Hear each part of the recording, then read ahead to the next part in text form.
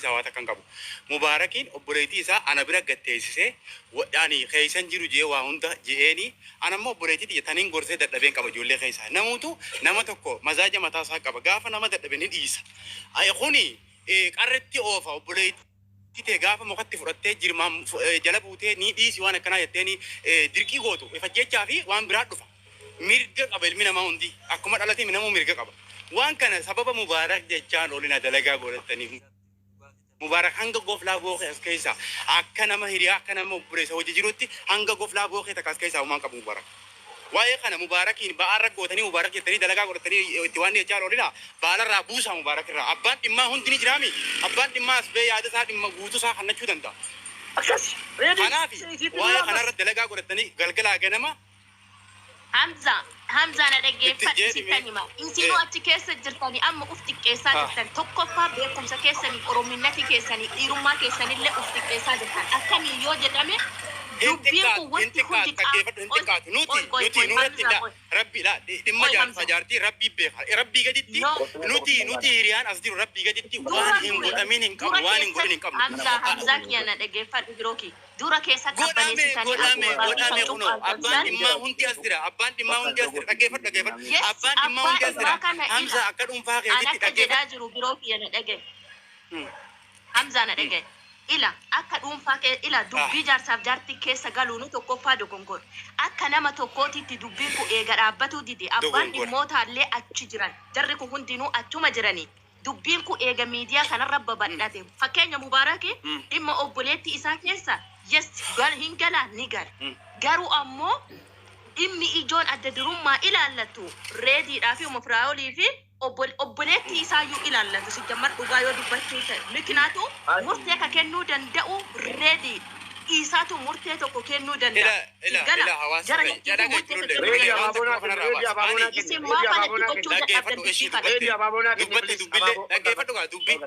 walitti qabdanii maa dubbii kana nurraa qabbaneessitanii mana keessan gubateera fooloo godhadha. Akka mubaarak illee arrafamne yoo barbaadani ol deebiftanii dubbii kana ammoo nurraa mana keessatti fituu dadhabdan. Naa arrabsanu darajaa dubartiin gadi buutee dubartummaa asii dagattee anatu mubaarakiin akkas godhe jechuu yoo sin geesse gadi ba'ee irraa dubbadhaan rakkoon qabu. Ana arrabsuudha hin cinqamin. Hamzaan ikkunoo haadha baaxees kunoo reediin ikkunoo iftuun uraa yoo jiraatte reedii yeroo bu'e qobaatan si barbaadati. Faa'i. Waa hunda dubbadhe adda fixee bu'aa bu'u. Lama deemu. Mubeen sakandii lama bichee dubbadheetiin bu'aa mubeen. Taajaabiila taa'e. Taajaabiila taa'e culullee waan agaabatte. Culullee kabajansii qaba culullee kiyya kabajansii qaba hin beekta. Naa dhaggeeffadhu an ofiin haasa'u Hamzaan ijoollee Harargee an ijoollee Jimmaa ati ijoollee Arsii. Culullee. Bakka walitti dhufne rabbitu haqqii dubbachiisaadha hundayyuu. Kunoo maqaan isaa Mubee dubbii tokko dubbattee turte. Rabbii sodaat. Mubee dubbii tokko dubbattee turte jira. Dhimma ittuu sanii asirra baatee wallahi dhuga. Dhimma iftuu dhuman dubbachiisa. Ergasii iftuu anatu gadi qabe. Iftuu anatu isa kamee qo'ina mubee ani turullee deemu dhaggeeffa mubee yeroo dhiis afaan koo biyyoo siifa nyaatu rabbii jedhee irraa dhorgeera iftuu. Daga mubee qoya ani namoonni hawaasni miidiyaa kana gubbaa jirtanii giddiidhaan dubbii haqan qaaltanii nama obaasuudhaaf hin yaadina. Nuti akka hiriyaatti akka nama hojii jirutti waan nurraa toluu fi waan nurraa hin tolle ni beekna. Gabbaane akka dhuunfaatti akka hiriyaa hojii jirutti jaartii jidduus teenye dhimma nuun galchine seenne maqaan biraatis nuu moggee waan godhamuu qabu goone akka ilma namaatti. Isini dalagaa godhattanii maaliif wanni kun isinirraa fokkotaa maarree jechaan olina. Nuti akka dhuunfaatti arraa miti wanni hataa'amuu eegale goonee ijibbaanne. Isini dubbii giddiidhaan miidiyaa irratti maarreedha jettanii giddii nama obaasuu yaadina. Akka hiriyaa namni yeroo takkarra lama sadiirra kudhan itti deebi'e hin dhabamu. Ijibbaatame abbaan dhimmaa lachuutu dhimma isaanii beeka. Kanaafuu dalagaa godhattanii waa'ee kanarraa asumatti stop an kanumaan isiniin jaa.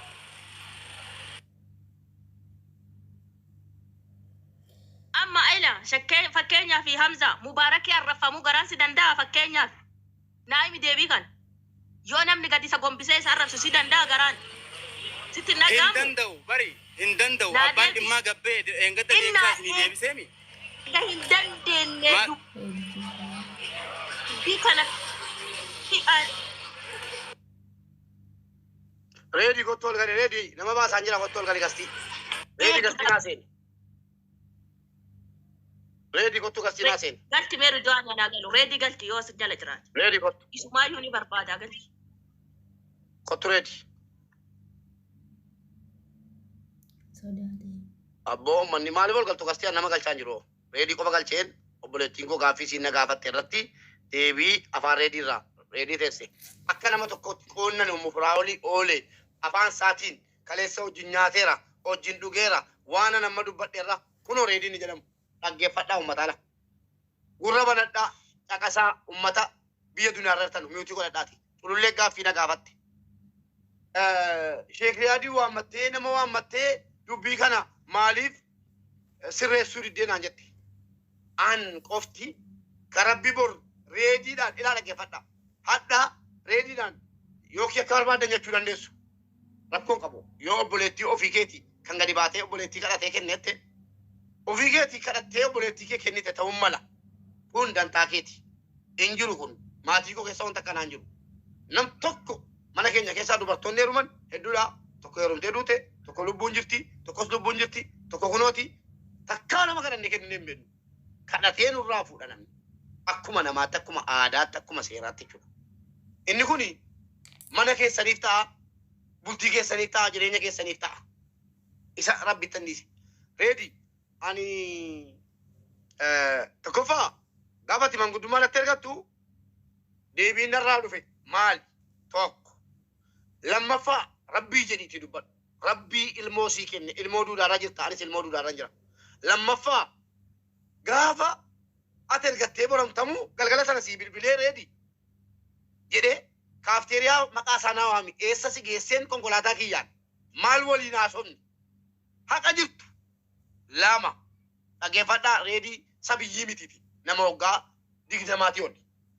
Lama gaafa ati maanguddoo natti ergattee lakkii reedi siin jedhee kee kaafteeriyaa deemne maalan siin jedhe kaafteeriyaa sanatti. Sadaffaa ergati taasiftee kaate immoo waan kana ergati kara biraatiin ni kaa'ee dhattee kaate maalan siin jedhe waa yommuu firaa wal irratti kanuma uummataa naa ibsi allammatas asitti siin barbaadu waa tokko wanta irraa haasa'u siin jiru dhimma kanarraa ofirraa arrabsuu malee.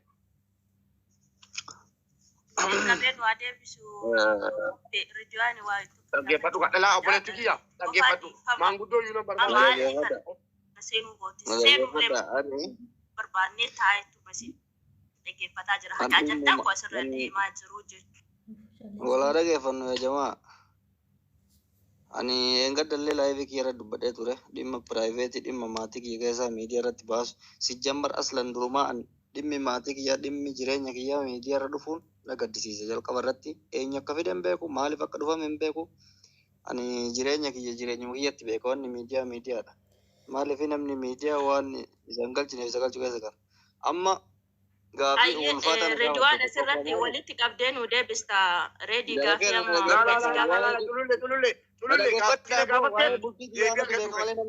Mubarak naan beeku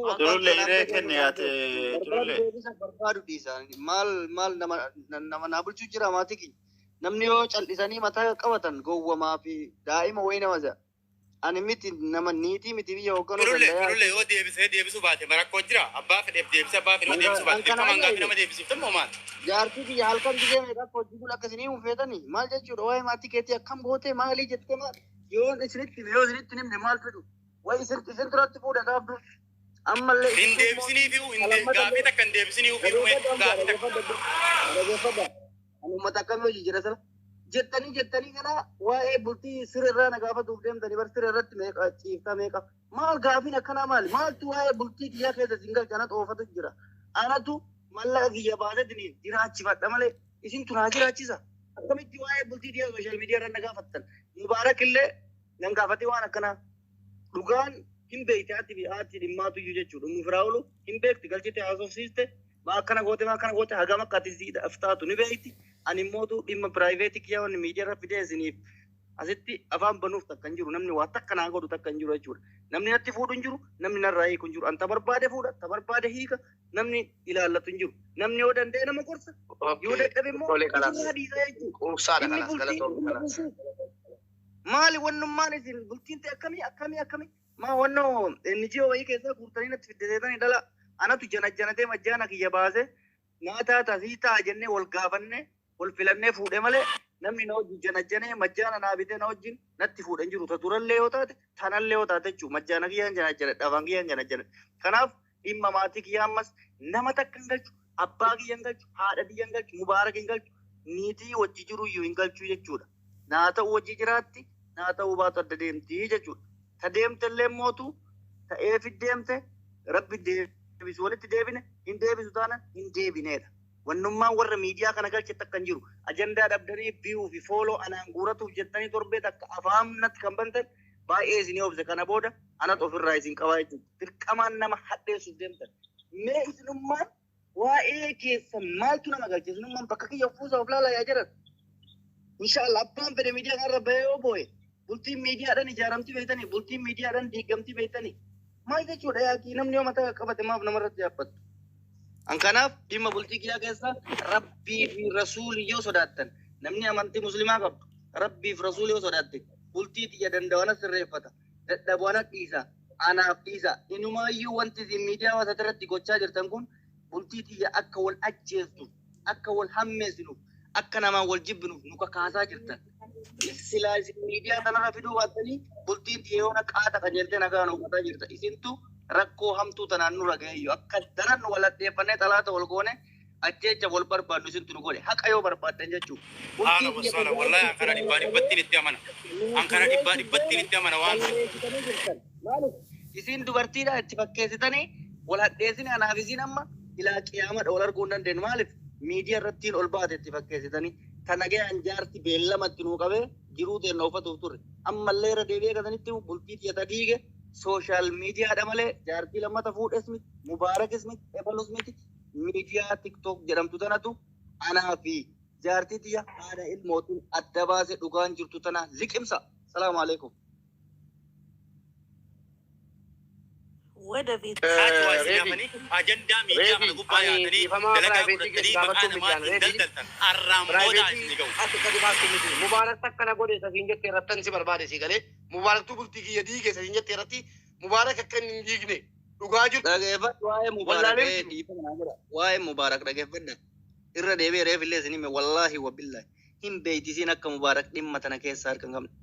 Anaaf mubaarak hiriyaa cimaa turre akka xalaatatitti wallaalutti ture dhimma obboleettii isaa irratti maaliif biyya takka keessatti obboleettiin takka yoo ergitee obboleessa bira jiraatte obboleessuma gaafatan. Anis kabajaan akkuma nama kamiitu jaartii xiyyarraa gaaf dura eeyyamsiifadhe gaafadhe na dide jaarsatti ergee na dide dhumarra na yaamee akka ani obboleettii isaa jibbuuf waan baay'ee naan jechaa ture. Anaaf isiin garuu waliigaltee waan qabnuuf isa bira dabarfadhe biyyatti haala barbaachisaa ta'een fixadhe jechuudha. Kan ammoo gaafa godhu jaartii xiyyaa wajjin nagaa qaba waa hedduu. Jaartii xiyyaa fi ana kan adda baasarra deebi'ee gasanitti himu sooshaal miidiyaadha. Waan adda addaa jedhanii gorsanii maal miidiyaa irratti baasanii nama miidiyaa irraa balleessitaa amanta harka ishee yeranii dhugaa itti fakkeessanii namitti nagaan ilmoo ofii na wajji guddifataa jirtu. Na jalaa baasanii mubaarak dhimma kanarraa quban qabu inumaa mubaarak isii sappoortu godha. Na duuba hamatu turan. Akkanatti bultiitti akkana qabatanii akkana godhanii ani keessaan qabu obboleettii xiyya barbaaddu saqqalii barbaadda jeesi gumaan hin gaadhu. Manta dhaqee shoo jechaanii ture haqa yoo barbaaddan jechuun wallaahi yoo billahi. Ani mubaarakii itti aaru ture namni akkamitti akkana jedhaa yoo danda'e bakka dhiisi jedhee ni gorsuu ni danda'a malee obboleettii xiyya hin beeku maali akka barbaadde godhee obboleettii ofiitti namni akkamitti nama erga jedhu itti aaru ture. Kanaaf kanammootu warra miidiyaatu hin beekne malee ummu firaa'ol sirriitti beekte akka mubaarak waa'ee kana keessa harka hin qabne amma miira ofii aarii ofii ibsachuuf isa keessa galchite malee baay'ee beekti. Osoo amma namni tokko ol baasee ilmooteetiin kakadhu waan kana mubaarakii godha yaniini kakatuu miti afaan ofiitiin baaftu. Dhugaan rabbi yoo barbaaddan jechuudha. Sobaan namni jiraatu hin jiru. Kanaaf rabbii filaa yoo sodaattan nurraa gadi bu'aa.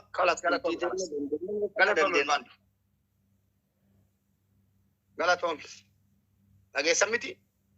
Ammoo kan biraa jira. Kaana jechuudha. Obboleettii koo kabajaan na gaafatte. Kanaafan dhaqee fiduu hin barbaadu already. Miidiyaa irraa dhufee akka hin dubbatu hin barbaadu. Haka koo rabbi dubbata.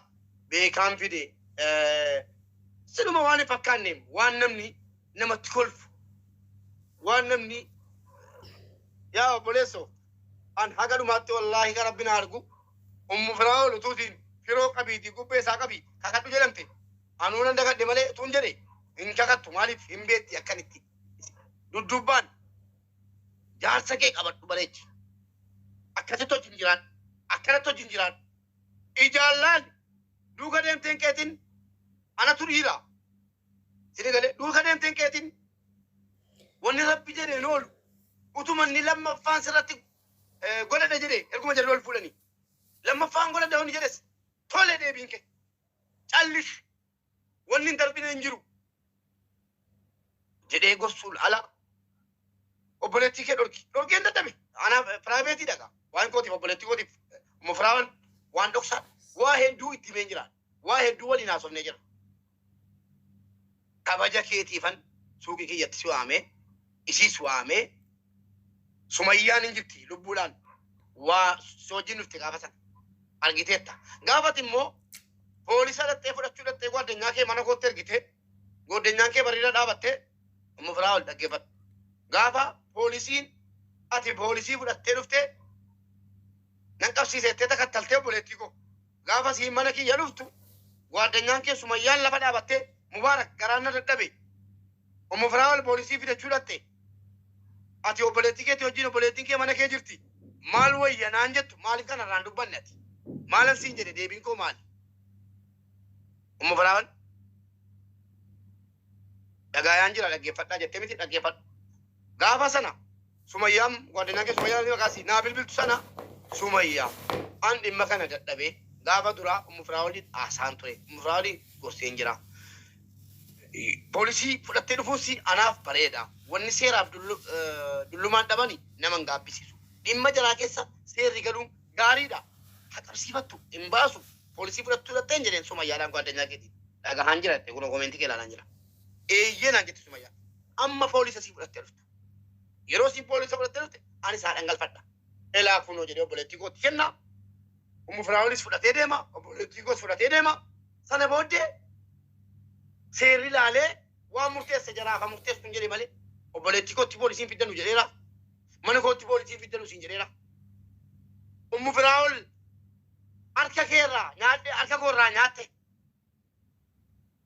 sigalee waan an akka dhiira dubartii ta'e kushiinaa dhaabadde hojjete nyaattee jirtaatis anis harka keerraa nyaadhee jira cubbuun hin jiru biyya duniyaa irratti hafamaa ana na beekta mube haqa rabbiin ni dubbata ji tokkoffaa ani mubaarak qatamaka mubaaraktu gabaabumatti haa naa keessee dhibarreeffadhu waan barbaade dubbadhu garuu miidiyaa wanti inni nagoon hin jiru inumaa'u kunoo fooloon koo laallaa mufraa ol eeggata gubate miti intaatii kiyya fooloon koo hin dabale beeksisanaa taate ana namni meerra mubaarak jedhee kunoo nama 5,000 turus balaat gaaffee jette mube yeroo takka kan mee mube yeroo takka jarranaa kan ba'uu hin deema osoo mube obboleettii korraa sin dubbatin anarraa sin dubbatin haqni jiru kana nama si gorsu dhabde amma sittan himaa jiraan cufaan mube yoo fira qabaatte firisii haa gorsu akkasitti fira ta'een si gorsaa jiraan wallaahi soba waa'ee uummanni sooshaal miidiyaa jaarsa kee irraa akkuma nama jedhee deeme walirraa si bageessa jaarsa kee